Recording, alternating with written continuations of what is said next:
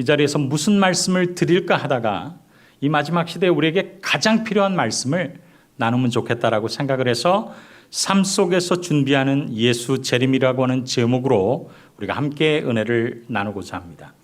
여러분, 이번 저녁 시리즈가 5번입니다. 여러분이 이 5번의 시리즈를 의미 있게 들으시려면 아침에 하고 있는 직원신앙 부흥회의 첫째와 둘째와 특별히 셋째, 내일까지의 설교를 들으시면 앞으로 어떤 일이 올 것인가를 성경을 통해서 우리가 살펴보고 그날을 위해서 우리가 어떻게 준비할까를 저녁을 통해서 살필 것입니다. 우리 말씀을 사모하는 모든 분들에게 우리 하나님의 은혜가 함께 하시기를 간절히 바랍니다.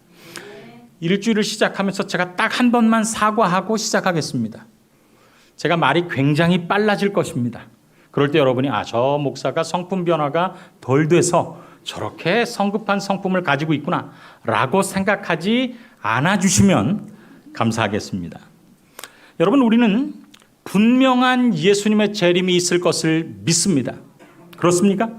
예, 그렇습니다. 여러분, 예수님의 재림이 분명한 이유는 재림이 없으려면 초림도 하지 말으셨어야 돼요.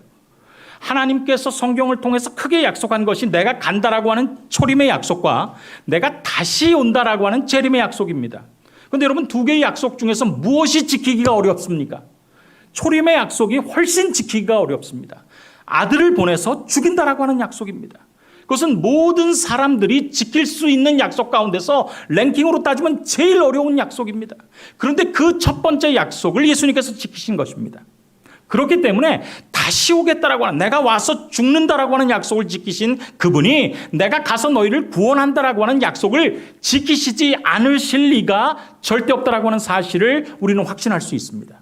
그래서 예수님께서 돌아가시기 하루 전날 제자들에게 말씀하시는 것입니다. 얘들아, 하나님을 믿으니 또 나를 믿으라.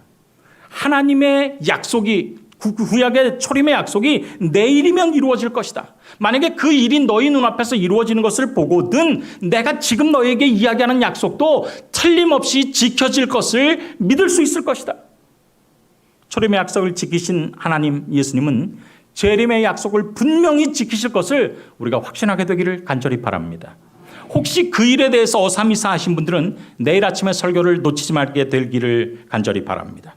성경을 마지막 마감하면서 사도 요한은 이것들을 증거하시니가 가라사대 내가 진실로 속히 오리라 하시거늘 아멘 주 예수여 오시옵소서라고 간증하고 있습니다.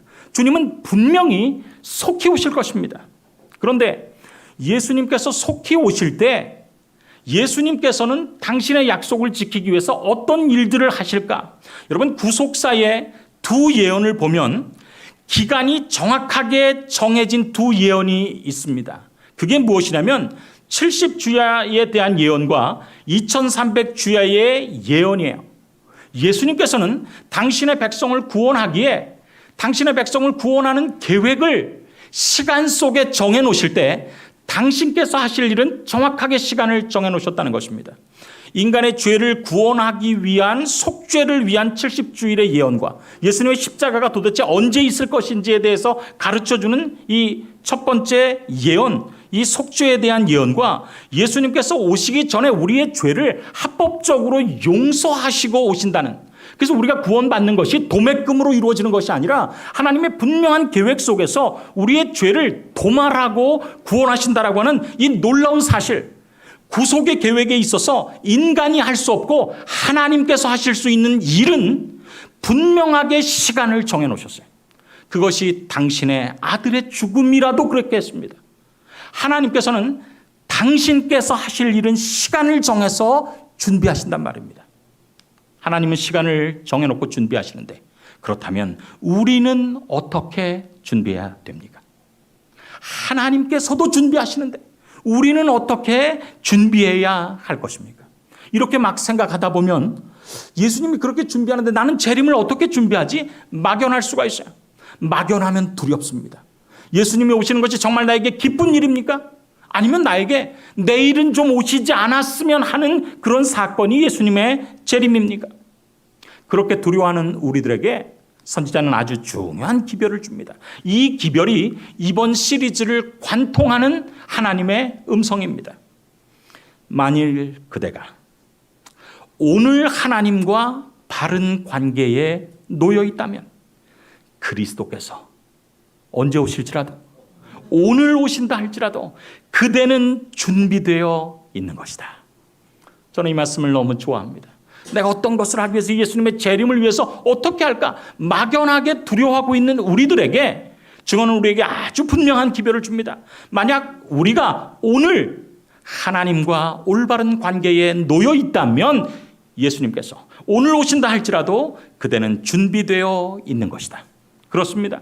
증언이 우리에게 가르쳐주는 가장 중요한 예수님의 재림의 준비는 내가 하나님과 오늘 올바른 관계에 놓여 있다라고 하는 것입니다. 제가 성경을 살펴보면서요, 우리가 예수님의 재림을 고대하듯이, 그리고 그 재림이 정말 엄청난 인류에게 주어진 약속이듯이 예수님께서 특별히 초림의 약속을 이루시는 십자가를 바라보고 동일한 그런 정말 중요한 것을 느끼셨을 것입니다. 그리고 예수님께서 초림이라고 하는 하나님의 첫 번째 약속을 위해서 준비하는 것을 우리가 연구할 때 우리는 예수님께서 우리가 재림을 위해서 준비할 때 어떻게 준비할 수 있는지에 대한 모본을 발견하는 것입니다. 요한복음 14장에 보면 내가 너희에게 이런 것 같이 내가 행하게 하려 너희에게 본을 보였다라고 예수님께서 말씀하십니다. 그래서 예수님께서 마지막 예루살렘으로 향해서 가는 마지막 여행의 6개월에 예수님께서 도대체 어떤 식으로 그의 삶을 보내시면서 초림을 준비하셨는가를 살펴보면 우리는 똑같이 예수님을 믿는 사람으로서 어떻게 예수님의 재림이라고 하는 역사상 가장 큰 사건을 위해서 오늘 우리가 예수님을 따르는 사람으로서 준비할 것인지에 대한 해답을 발견하는 것입니다. 그 클루는 무엇인가? 그것은 예수님께서 그 6개월을 놔두고 예수님은 사람을 만나셨다라고 하는 것입니다. 제자들과의 관계를, 구원을 갈구하는 사람들과의 관계를 새롭게 함으로써 초림을 준비시키셨습니다. 저는 이번 시리즈를 통하여서 우리가 막연하게 예수님의 재림을 준비하는 것이 아니라 예수님의 재림을 준비하되 예수님과의 관계를, 우리가 성경에 나오는 시몬 베드로, 젊은 부자, 삭개오, 맹인 바디메오, 향유를 부은 마리아, 엠마오로 가는 두 제자처럼 예수님의 초림을 위해서 그리고 사역을 위해서 준비되는 우리 모든 성도님이 되시기를 간절히 바랍니다. 그렇습니다. 십자가를 앞두고 예수님께서는 하나님을 만나시고 사람을 만나셨습니다. 관계를 새롭게 하셨습니다.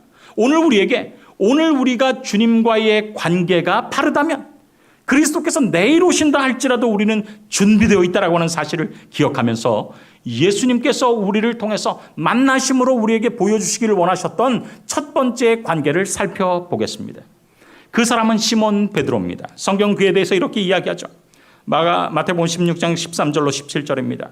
예수께서 가이사라 빌립보 지방에 이르러 제자들에게 물어 가라사대 사람들이 인자를 누구라 하느냐? 가로되 더러는 침례 요한, 더러는 엘리야, 어떤 이는 예레미야나 선지자 중에 하나라 하나이다. 예수님께서 특별히 마지막 6개월은 제자들의 믿음을 십자가를 앞에 두고 굳게 하기 위해서 따로 떼어놓으셨어요. 그런데 그 예수님께서 그 6개월의 시작을 어디에서 시작하셨냐면 가이사라 빌립보 지방에 이르러서 시작한 것입니다. 그들이 지금까지는 예수님께 행하신 이적들을 목도하고 예수님이 정말 대접받는 모습들을 보았지만 이제는 처참하게 십자가로 가는 여정들을 목도하게 될 것입니다. 그때 그는 가이사라 빌립보, 이 가이사라 빌립보는 인간이 최대로 높임을 받는 그 장소였어요. 가이사는 여러분이 아는 것처럼 로마의 황제의 직위 이름입니다.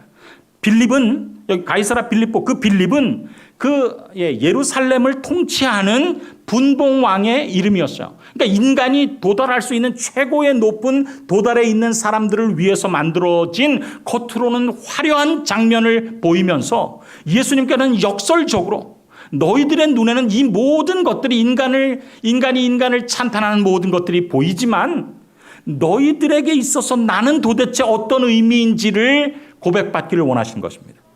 예수님께서 그 고백이 있기 전에 처음은 사람들이 인자를 누구라 하느냐라고 질문하셨어요. 여러분 세상에서 제일 하기 쉬운 말이 무엇인가? 남 얘기입니다. 남 얘기. 남 얘기하는 거 정말 저녁 새는지 모르고 우리가 얘기하지 않습니까? 특별히 남의 실수 얘기하는 것, 이것처럼 신나는 일 없습니다. 그런데 예수님께서 제자들에게 물어보셨어요. 바로 묻지 않고, 너희는 나와 어떤 관계냐 묻지 않고, 사람들은 도대체 나를 누구라 하느냐.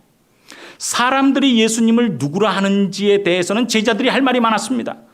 예수님, 어떤 사람은 침례 요한이 다시 살아난 것이라고 하더이다. 아닙니다. 어떤 사람은 구약의 선지자 중에서 가장 위대한 선지자 엘리야 선지자라고 하나이다. 아닙니다. 어떤 사람은 포로 시대에 백성들에게 희망을 주었던 예레미야 선지자라고, 그 부활이라고 합니다. 어떤 사람은 모세의 부활이라고까지 이야기하더이다. 제자들은 사람들이 예수님을 누구라고 이야기하는 것에 대해서는 대답할 것이 많았습니다. 그때 예수님께서 정색을 하시고 제자들 한 명 한 명을 바라보시면서 우리의 인생을 위한 역시 중요한 질문을 하시는 것입니다. 얘들아, 나랑 따라다니면서 다른 사람들이 나에 대해서 이야기하는 것은 잘 들었구나. 그러면 도대체 너희들에게 있어서 나는 어떤 의미냐? 너희는 나를 누구라 하느냐? 저는 15절과 16절의 이 사이의 인터벌이 얼마인지는 알지 못합니다. 그러나 제자들은 당황했을 것입니다. 다른 사람들에 대한 비치는 예수님의 모습은 익숙하지만 정작 자기에게 있어서 예수님이 어떤 분이라고는 대답할 준비가 되어 있지 않은 것입니다. 그때 온전한 나서기를 위해서 준비된 시몬 베드로가 16절에 있는 말씀을 합니다.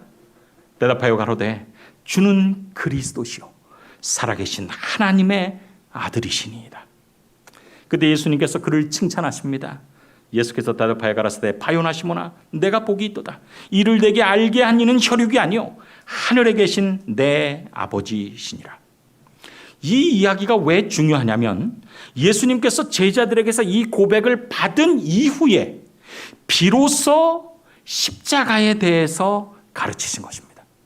그래서 이 고백을 들은 이후에 그들이 명목상으로도 예수님을 그리스도라고 고백한 이후에 그리스도께서 감당하실 사역을 이야기하신 것입니다. 예수께서는 자기 앞에 기다리고 있던 고난, 그 십자가에 대하여 그들에게 말씀하실 예정이었다. 예수께서는 장차 임할 시련을 견딜 힘을 얻을 수 있도록 당신에 대한 저희의 믿음을 고백할 기회를 주셨다. 예수님께서 듣고 기쁨을 누리시기 위해서가 아니라 그 고백을 통해서 제자들이 십자가를 목도할지라도 그들이 보이는 것에 신앙을 걸지 아니하고 보이지 않지만 영원한 것에 신앙을 걸 수 있도록 준비시키는 것이 목적이었다라고 하는 사실을 우리가 깨닫게 되는 것입니다. 그때 베드로는 주는 그리스도시요 살아계신 하나님의 아들이시니이다라고 대답했어요. 증언해 보면 그것은 정말 중요한 대답이었습니다. 베드로가 그렇게 대답한 것은 예수님께서 말씀하신 것처럼 하늘에 계신 아버지께서 지혜를 주셔서 하신 말씀이다, 대답이다라고 이야기하셨어요. 근데 그 대답이 오늘 우리에게 왜 중요한가? 여기 시대의 소망 412페이지에 이렇게 기록되어 있습니다. 베드로가 고백한 진리는 신자들의 신앙의 기초이다. 무엇이 신자들의 신앙의 기초라고요? 베드로가 고백한 그 진리 무엇입니까? 주는 그리스도시요 살아계신 하나님의 아들이시니이다. 그렇다면 살펴보십시다. 베드로에게도 중요하고 오늘 우리에게 예수님께서 예수님과 우리가 어떤 관계인지를, 어떤 관계를 맺음으로 예수님의 재림을 위해서 준비되기를 원하는, 우리와 이 관계를 맺기 원하는 주는 그리스도시요라는 고백이 가지고 있는 의미는 무엇입니까? 왜 이것이 중요합니까? 우리도 그리스도인으로 불리지 않습니까? 여러분, 이 그리스도라고 하는 이 말 뜻은 이 베드로가 고백한 우리 모두의 신앙 고백의 기초인 이 주는 그리스도라고 하는 이 말은 히브리어 메시아의 헬라어 이야기예요. 여러분 메시아 아시죠? 핸델의 메시아. 오늘 누구를 만나야 되는데 도대체 메시아가 아니라 메시아.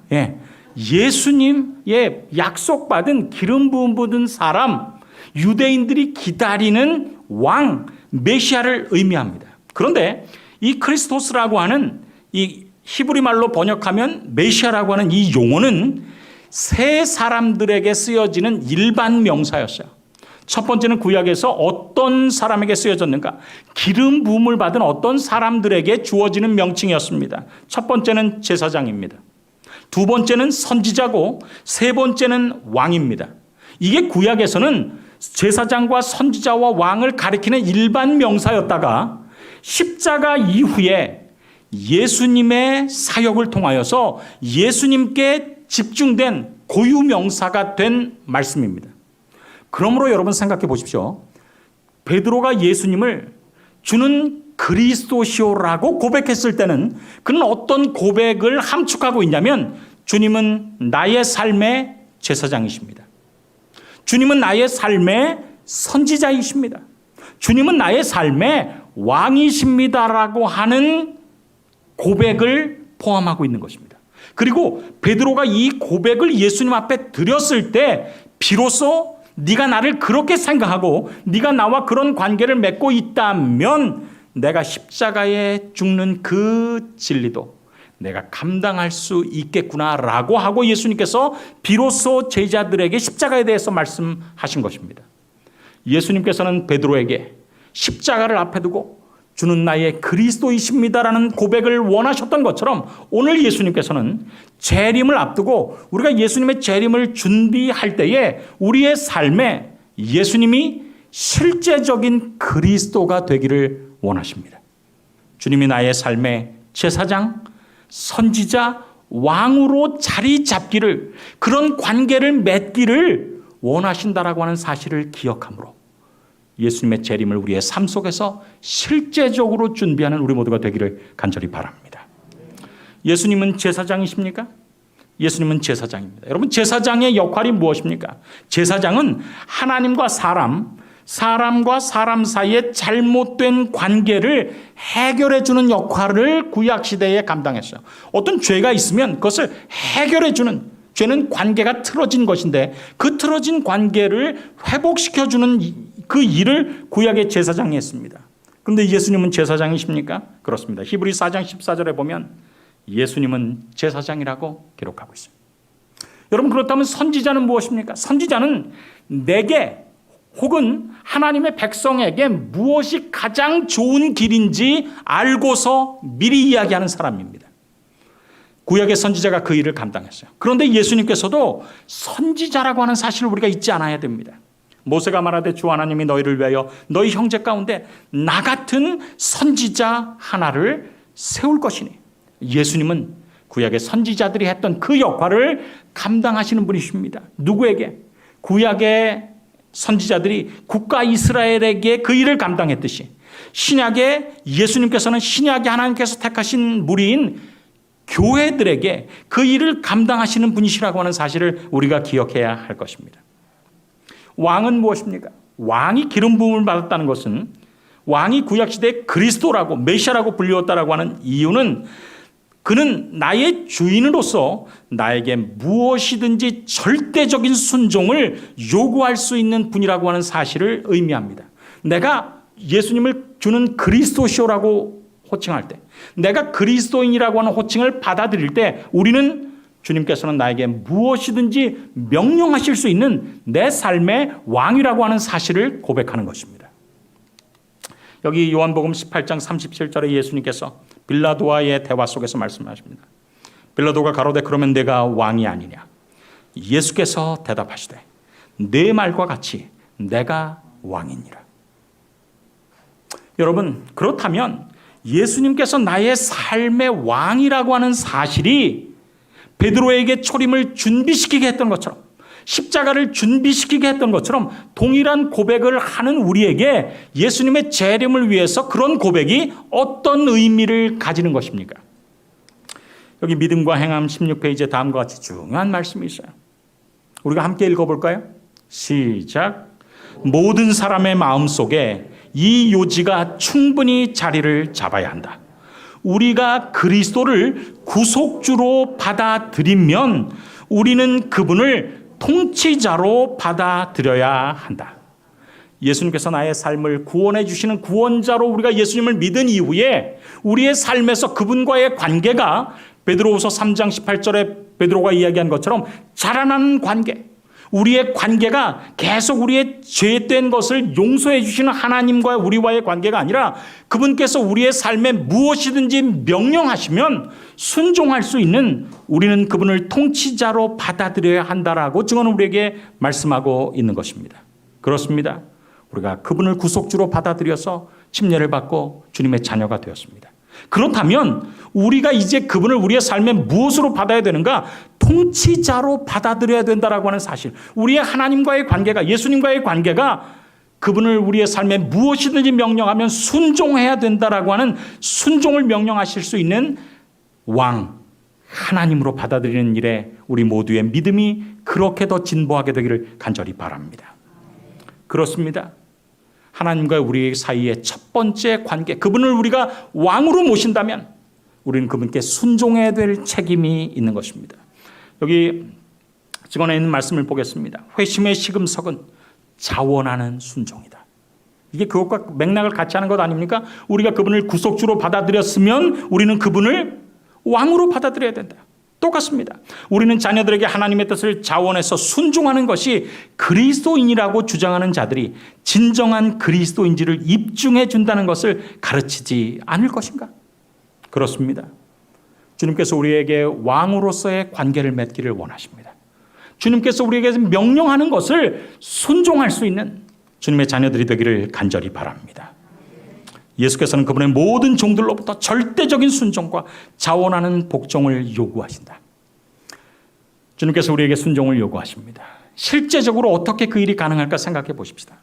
1863년 미국의 남북 전쟁이 있었어요.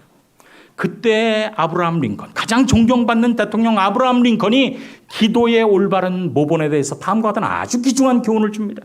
그때 작전을 했어요. 그들이 반드시 이겨야 됩니다. 그런데 그 작전 회의를 한 다음에 한 장군이 이렇게 기도하자라고 이야기했어요. 링컨 중에 전쟁 중에 링컨의 부하가 하나님께서 우리 편이 되시게 기도하십시다 라고 이야기했어요. 정말 좋은 일 아닙니까? 하나님이 우리 편이 되시기 위해 기도하십시다 라고 기도하려고 하는 그때에 링컨이 하나님이 우리의 왕이시라는 사실을 기억한 것입니다. 뭐라고 이야기합니까? 아닙니다. 그것은 좋은 말이지만 올바른 기도가 아닙니다. 우리가 기도해야 될 것은 하나님이 우리 편이 되어달라고 기도하지 말고 우리가 하나님의 편이 되도록 기도하십시다. 이게 무엇입니까? 많은 재림교회 그리고 많은 기존 교회들이 힘을 잃어가고 있는 이유는 무엇입니까? 하나님을 도깨비 방망이로 생각하는 것입니다. 내가 기도하고 내가 결정하면 하나님께서는 그저 순종 따라주시면 되는 것이지 내가 그 주도권을 신앙의 주도권을 여전히 누가 가지고 있을 때 우리 실패합니까? 여전히 내가 가지고 있을 때 실패하는 것입니다. 하나님 이게 필요합니다. 나의 편이 되셔서 이 일을 응답해 주십시오. 그러면 하나님이 생존하신 줄 믿겠습니다. 이런 어쩌면 참남된 기도들이 우리의 신앙에서 계속 주님께 드려지는 한 예수님의 재림을 위해서 우리는 준비되지 않는 사람이라고 하는 사실을 기억하게 되게 되기를 간절히 바랍니다. 오히려 우리는 뭐라고 기도해야 됩니까? 하나님이 우리 편이 되달라고 기도하지 말고 그 짧은 순간에 링컨이 바로 잡았듯이 우리가 하나님의 편이 될 수 있도록 기도하는 여러분과 제가 되기를 간절히 바랍니다. 그러므로 우리가 그리스도를 구속주로 받아들이면 그렇게 관계를 맺은 이후에는 우리는 그분을 우리에게 명령하실 수 있는 내가 그분께 명령하는 것이 아니라 우리는 겸손을 가장함으로 기도를 통해서 얼마나 많이 주님께 명령하는 때가 있습니까? 하나님 이 일이 이루어져야 됩니다. 되도록 도와주십시오. 결론은 하나님께서 가지고 계시지 않고 내가 결론을 가지고 협박하는 신앙에서 하나님께서 결론을 가지고 우리의 길을 인도하시는 신앙으로 우리가 바뀔 때 우리는 우리의 삶 속에서 베드로가 예수님을 그대로 따라다니다가 예수님의 십자가를 맞이했듯이 우리의 삶 속에서 재림을 위하여 준비된다라고 하는 사실을 기억하는 여러분과 제가 되기를 간절히 바랍니다. 이것이 주님께서 우리의 삶의 왕이라고 고백하는 주는 그리스도시오라고 하는 의미, 첫 번째 의미인 것을 우리가 기억해야 할 것입니다. 두 번째는 그분은 왕이시면서 동시에, 이게 중요합니다. 그분은 왕이시면서 동시에 제사장이라는 것입니다. 여러분, 제사장의 역할이 뭐라고 그랬습니까? 제사장은 하나님과의 관계, 그리고 사람과 사람 사이에 관계가 틀어졌을 때 그 틀어진 관계를 회복시키는 역할을 하는 합법적인 직무를 감당하는 분이 구약의 누구예요? 제사장이란 말이에요. 그런데 우리가 예수님을 그리스도라고 우리가 호칭한다면, 내가 주님을 그리스도라고 부른다면 주님을 우리 삶 속에 그런 역할을 하시는 분으로 받아들일 때 우리는 재림을 위하여 준비된 것입니다. 제가 퀴즈를 하나 드립니다. 여러분, 목사가 가장 목사 같을 때가 어디에 있을 때일까요? 강자로 시작하고 상으로 마치는 세자입니다. 뭘까요? 강도상입니다. 강대상에 있으면 목사가 정말 목사처럼 보입니다. 이건 너무 쉬우니까 문제가 아닙니다. 두 번째가 문제입니다. 목사가 가장 안 목사 같을 때가 언제입니까? 예? 언제입니까? 목사가 가장 안 목사 같을 때는 여러 정답이 있겠죠. 제가 양심적으로 고백하는 목사가 제일 목사 같지 않을 때는 목사끼리 있을 때입니다. 평신도 앞에 있을 때는 굉장히 목사처럼 보이는데 목사가 목사끼리 있으면 정말 목사 같지 않습니다. 그것도 타협회 목사들과 같이 있으면 목사 같지 않습니다. 아무리 사장님도 예비군복 입히면 다 개라고, 목사들도 이 회중 앞에 있을 때, 특별히 전도회 할 때 이렇게 하면 굉장히 목사처럼 보이지 않습니까? 타협회 목사들과 있으면 정말 찌질한 목사들이 됩니다. 2015년 방콕이었어요. 예, 여러 합회 목사들과 그곳에 갈 일이 있었습니다. 그리고 그곳에서 어떤 일을 하다가 이제 마지막 여행이었어요. 이제 마지막 그곳에 하고 이제 다른 합회 목사들과 헤어지는 마지막 이제 그 기념하는 여행이었습니다. 그런데 제가 엄청난 일을 당한 것입니다. 어떤 분의 분명한 오해 때문에 제가 정말 모욕을 당했어요. 정말 기분 나쁜 일을 당했습니다. 제가 설교하는 단에서 설교할 때는 원수를 사랑하라고 그렇게 이야기하지만 이게 실제로 벌어지면 아는 것과 사는 것이 얼마나 먼지를 경험하게 됩니다. 그 다음부터 저의 모든 생각은 뭐에 꽂혀 있냐면 어떻게 하면 저분에게 합법적인 복수를 할까입니다. 목사의 복수는 여러 가지 요건을 갖춰야 됩니다. 첫 번째, 복수를 하면서도 저의 정당성을 의심받지 말아야 됩니다. 아, 저분은 할 만한 일을 했어. 그보다 더 좋은 것은 제가 복수한지도 모르면 더 좋습니다. 그 다음에 상대편은 정말 처절하게 당하는데 저는 대수롭지 않은 듯하게 그런 걸 가지고 문제 삼어 이렇게 하면 복수가 더 통쾌합니다. 그래가지고 그때부터 저에게 그 잘못해가지고 저를 아주 공개적으로 모욕 준 그분에게 어떻게 하면 복수를 할 수 있을까 손을 꼽아 기다리는 것입니다. 찬스가 왔습니다. 치밀하게 계획을 해서 덫을 놓고 그냥 아슬아슬하게 있는데 덫을 물은 것입니다. 그리고는 제가 아주 그냥 목사가 할 수 있는 최고의 강력한 공격을 펼친 것입니다. 근데 이상한 일이 발생했어요. 그 전까지 복수를 계획하고 함정에 빠뜨리게 하고 그 함정에 그분이 빠지는 순간 그리고 그냥 폭포수처럼 그냥 그 잘못됐다는 것을 쏟아내는 순간 그 전까지는 굉장히 후련하고 좋아 보였는데 그게 막상 입속에서 나가니까 그다음부터는 굉장히 괴로운 것입니다. 집으로 돌아왔어요. 마음이 괴롭습니다. 왜냐하면 하나님께서 예수님께서 성령을 통해서 계속 말씀하시는 것입니다. 권이야, 네가 먼저 전화해서 사과하거라. 예수님 그럴 수 없어요. 예수님 다 아시지 않습니까? 이건 100% 그분의 잘못입니다. 저는 잘못 아닙니다. 이건 정당방위입니다. 이건 국법에서도 인정하는 것입니다. 전 할 수 없습니다. 그래, 너는 법보다 더 중요한 10계명을 설교하는 목사잖니? 전화하거라. 못합니다. 예수님 하거라. 못합니다. 그렇게 하나님과의 실갱이가 벌어졌어요. 성령은 계속 말씀하시는데 저는 그것을 계속 거부하는 것입니다. 그런데 무엇은 어느 날은 다가오는 것입니까? 안식일은 어쩌면 그렇게 정확하게 다가오는지. 너무 괴로운데 다행인 것은 제가 담임 목사가 아니라는 것입니다. 담임 목사라면 단위에 서야 되기 때문에 어떻게든지 그걸 해결하고 할 텐데 제가 그걸 안식일에 교회를 가는데도 해결하지 못했어요. 마음속에 꽁 하고 간 것입니다. 그 안식일 갖겠습니까? 너무 괴로웠어요. 그리고 집으로 얼른 돌아왔습니다. 그리고 하나님 앞에서 알리바이를 만들기 위해서, 제가 좋은 목사라는 것을 알게 하나님께 알리바이를 만들기 위해서 성경을 핀 것입니다. 예수님, 제가 예수님의 성령의 음성은 조금 거절해도 성경은 읽는 좋은 목사입니다. 그리고 하나님의 성령의 음성이 들리지 않도록 마태복음부터 소리내서 막 읽는 것입니다. 제 소리에 성령의 음성이 사라지도록. 이야, 그런데 마태복음을 읽는데 제가 처음 알았어요. 마태복음에 왜 그렇게 원수를 사랑하라는 말씀이 많은지 모르는 것입니다. 계속 성령의 음성을 거절하고 말씀을 보고 있는데 마태복음 18장까지 갔어요. 근데 마태복음 18장의 소제목이 무엇입니까? 겸비, 용서, 화해입니다. 내가 내 예물을 제단에 드리려다가 내 원수에게, 내 형제에게 원망 들을 만한 일이 있는 것을 생각나거든 예물을 제단에 두고 먼저 가서 그 형제와 화목하고 다시 나에게 와서 예물을 드려라. 예수님, 도대체 내가 내 형제에게 몇 번까지 용서해 주리이까? 7번까지 하오리이까? 가라사대 70번씩 7번까지 할지니라. 제가 마태복음 18장을 읽는데 항복했어요. 하나님, 됐습니다. 더 이상 제가 항복합니다. 성령의 음성에 따르겠습니다.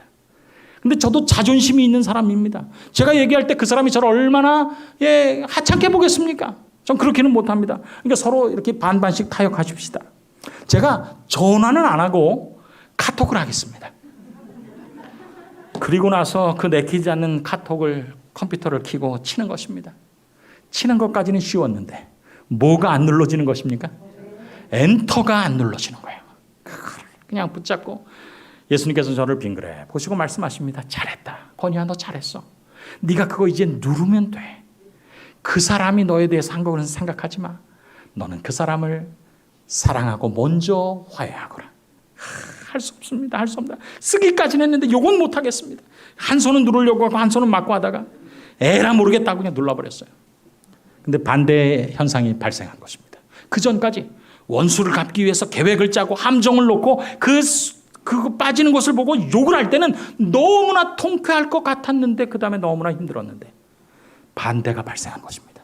너무 힘들고 자존심 상하고 하기 싫었어요. 성령께서 말씀하시는 음성에 에라 모르겠다고 누른 것입니다. 근데 눌렀는데 그 다음이 달라진 것입니다. 마음에 평화가 오는 것입니다. 그 안식일이 정말 안식일이 된 것입니다. 에휴, 하나님, 내 체면은 좀 깎였지만 그 사람이 저를 얼마나 우습게 보겠습니까? 그렇지만 이거였군요. 이게 먼저 화해하라는 것이군요. 감사합니다. 뒷일은 모르겠습니다. 알아서 해 주십시오. 그런데 얼마 후에 카톡하고 메시지가 온 것입니다. 그분에게서 메시지가 왔어요. 그분도 그 안식일이 편했겠습니까? 괴로웠겠죠. 왜냐하면 뒤에 나중에 알고 보니까 오해를 통해서 자기가 잘못한 것을 깨달은 것입니다. 그래서 이 이야기를 할까 말까 애쓰는데 너무 제가 화를 냈기 때문에 그걸 못하고 있었던 거예요. 그도 카카오톡을 놓고서 쓰고 지웠다를 계속한 것입니다. 근데 먼저 제가 보내고 그에게서 답장이 왔습니다. 이게 거짓말이라는 것이 아닌 것을 확인하기 위해서 제가 카톡을 공개합니다. 얼른 지우십시오. 이것도 어떤 분들은 이런 걸 또 해서 확대해서 보시더라고. 누군가. 형제여, 내가 정말 잘못했습니다. 그리고 이렇게 먼저 안식일에 화해를 해주니 감사합니다. 정말 감사합니다. 그리고 그와의 관계가 회복되었습니다. 그렇습니다. 저는 그때 깨달았어요. 우리가 주님을 그리스도라고 부를 때는 그분께서 형제 사이의 잘못, 사람과 사람 사이의 잘못된 것을 해결하는 방법을 제시할 때 그 기별에 순종하는 것이라고 하는 사실을 깨닫게 된 것입니다. 그리고 그것이 하기는 너무나 힘든 사역이지만, 힘든 일이지만 그렇게 할 때 주님께서 말씀하시는 양심의 세미한 소리에 순종할 때 그분께서 우리에게 형제와 형제 사이의 제사장의 역할을 감당하도록 초대할 때 그것을 해결할 때 우리는 하나님과의 관계도 좋아질 수 있다라고 하는 사실을 기억하게 된 것입니다. 여기 이런 말씀이 있어요. 오늘 우리는 대속죄일에 살고 있다. 표상적 의식에서 대제사장이 이스라엘 백성을 위하여 속죄의 봉사를 하는 동안 모든 사람은 다 하나님 앞에 죄를 회개하고 겸손한 태도로서 그들의 심령을 괴롭게 해야 한다. 심령을 괴롭게 하는 날, 이게 대속죄일이란 말이에요. 7월 10일은 속죄일이니 너희에게 성회라. 너희는 스스로 괴롭게 하라.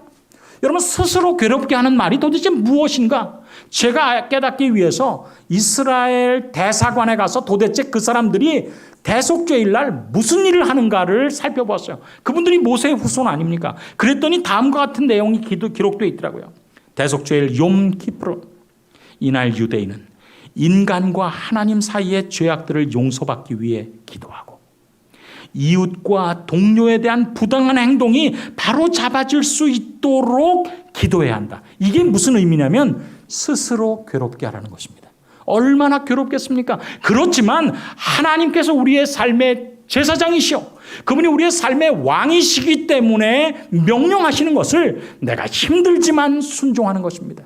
하나님의 계명이 다른 사람에게 적용시키는 것이 아니라 그 계명, 원수를 사랑하라는 그 계명을 나와 친구 사이가 잘못되었을 때 네가 그 말을 듣고 회개해서 나에게 화해의 제스처를 하라고 요구하지 아니하고 내가 그 말씀을 들었을 때 힘들고 자존심 상하고 어려운 일이지만 주님께서 명령하셨기 때문에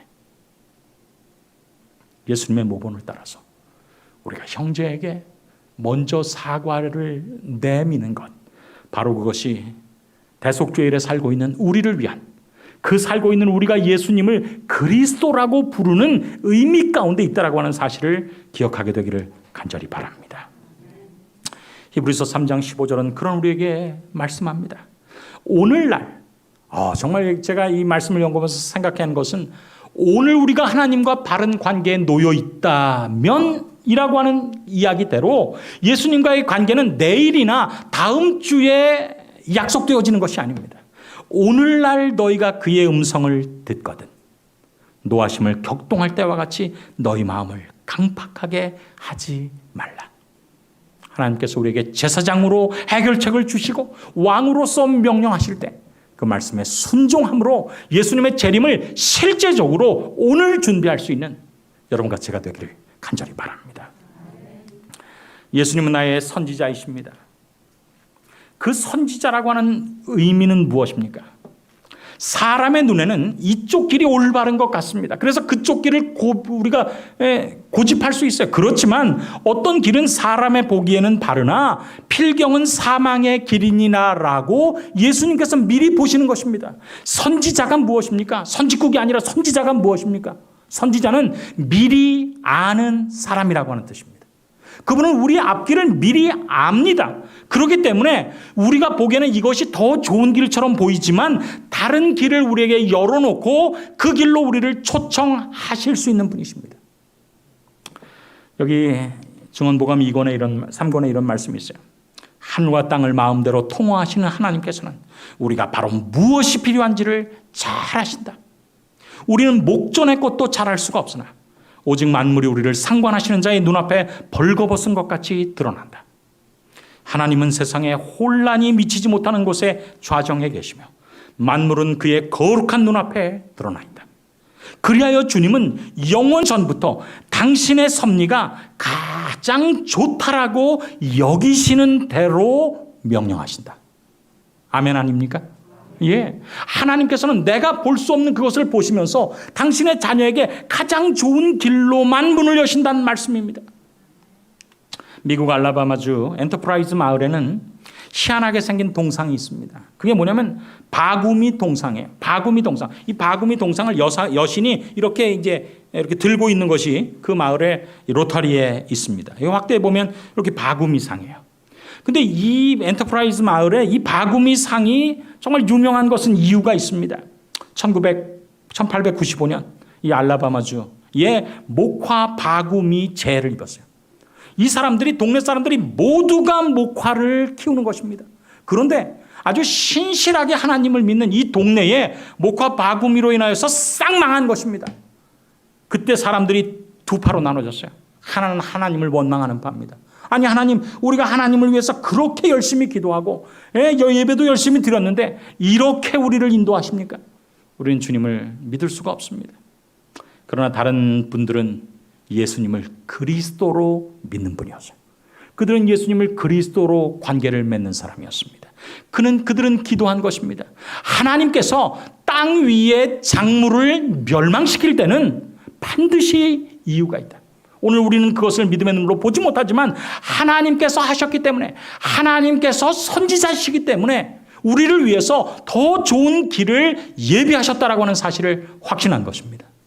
그리고 그들의 마을에 목화 바구미들이 해칠 수 없는 땅 속의 작물을 키우기 시작했어요. 그게 무엇이었는가? 바로 그것이 땅콩입니다. 땅콩.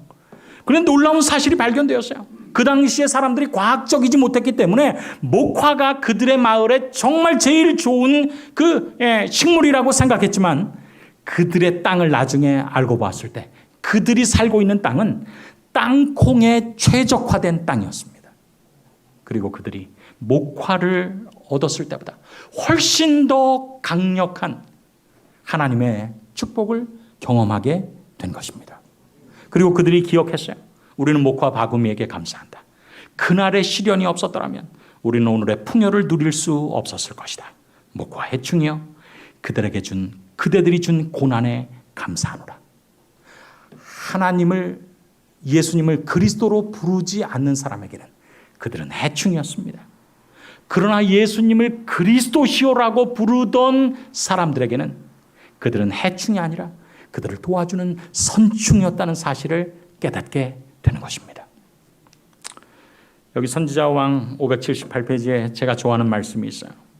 하나님께서 당신의 자녀들에게 시련을 보내심에는 목적이 있다.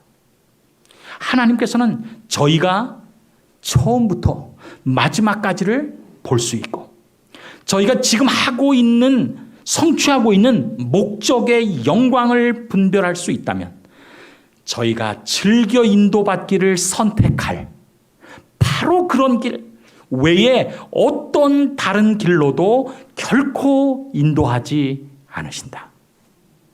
하나님께서 우리보다 더 좋은 해답을 가지고 계신다라고 하는 사실을 믿게 되기를 간절히 바랍니다. 예수님께서 여전히 우리에게 가장 큰 열쇠를 가지고 계신 분이라고 하는 사실을 기억하게 되기를 간절히 바랍니다. 우리의 구속사에서 예수님께서 십자가에 달리기 전날 밤 기도하셨어요. 아버지, 이것이 정말 당신의 뜻입니까? 주님은 이 모든 것을 옮기실 수 있습니다. 만약 그렇다면 옮겨주십시오. 그러나 누구의 뜻대로 하지 마시고 나의 뜻대로 마시고, 누구의 뜻대로 되기를 원하나이다? 아버지의 뜻대로 되기를 원하나이다. 예수님은 우리에게 당신 자신을 선지자라고 요청하시기 전에 그분은 자기의 시야에서 하나님을 생각할 때에 선지자로 받아들인 것입니다. 내 눈에는 이 길이 더 좋은 길처럼 보이지만 아버지의 뜻이 그것을 막고 여전히 십자가를 요구할 때 저로 하여금 그 길을 즐겨갈 수 있도록 용서하여 나에게 힘을 허락하여 주옵소서. 여러분, 우리의 삶이 예수님을 우리의 삶의 제사장이요 선지자요 왕으로 모실 수 있는 삶이 되기를 간절히 바랍니다. 예수님께서 오늘 가이사랴 빌립보에서 베드로에게 요청하신 그 관계를 새로 맺기를 예수님께서 우리에게 요청하고 계십니다. 오늘 우리가 어떤 엄청난 일을 함으로 예수님의 재림을 위해서 준비하는 것이 아니라 관계를 준비하는 것이 예수님의 재림을 위한 올바른 준비일진데, 우리의 삶에 그분은 왕이시오 동시에 제사장과 선지자로서 말씀하실 때 내가 오늘 순종함으로 그리스도와 오늘 올바른 관계를 맺고 그 올바른 관계 속에서 예수님께서 오늘 오신다 할지라도 준비될 수 있는 주님의 사랑하는 백성들이 되시기를 간절히 바라면서 말씀 마치겠습니다.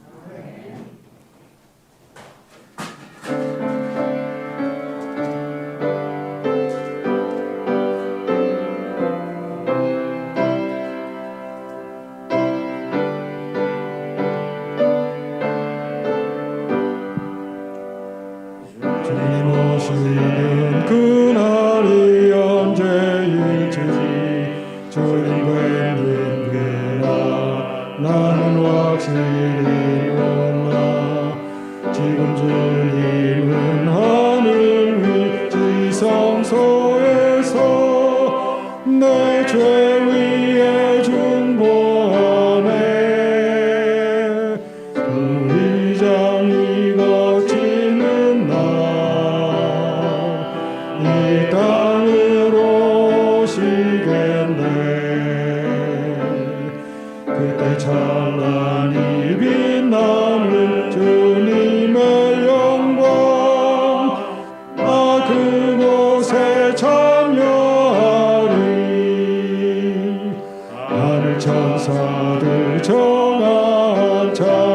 소리 죄악 세상에서 비록 듣지 못하나 주님 지성소 나오게 되는 그날에 그 노래를 들으리라. 저 천사들 노래 따라 내 주님을 찬미하리. 그때 찬란히 빛나는 주님의 영광 나 그곳에 참여하리. 주님 준비한 빛나는 시온성을 지금 이 땅에서 비록 볼 수 없으나 나의 주님이 이 땅에 오시는 그날 나 시온성 보게 되리. 저 하늘 문 열리는 날 내 주님을 외우리라. 그때 사랑과 평화와 감사의 찬송 온 천지에 가득하리. 사랑이 많으신 아버지 하나님, 주님의 재림이 분명한 것을 저희가 믿습니다. 재림이 없다면 초림도 없었을 것 아닙니까? 그러나 주님께서 이 땅에 오셔서 우리를 위해서 십자가에 달려 돌아가시고 다시 오시겠다고 말씀하셨습니다. 주님은 우리를 위해서 준비하시는데 우리는 어떻게 준비해야 합니까? 오늘 말씀을 통하여 실제적인 매일의 관계의 회복이 준비라고 하는 사실을 알려주셔서 감사합니다. 우리가 주님을 그리스도라고 부르고 우리가 다른 사람에게 그리스도인이라고 불리움을 받는다면 주님을 우리의 삶에 명령하실 수 있는 왕이요, 우리의 모든 잘못된 관계를 청산할 수 있는 제사장이요, 우리의 가장 좋은 길이 무엇인지를 유일하게 아시는 선지자로 우리의 매일의 삶 속에서 받아들일 수 있도록 인도하여 주시옵소서. 재림을 막연하게 준비하는 것이 아니라 오늘 우리의 삶 속에서 준비할 수 있는 우리 모든 성도 될 수 있도록 인도하여 주시옵기를 예수님의 이름으로 간절히 기도드리옵나이다. 아멘.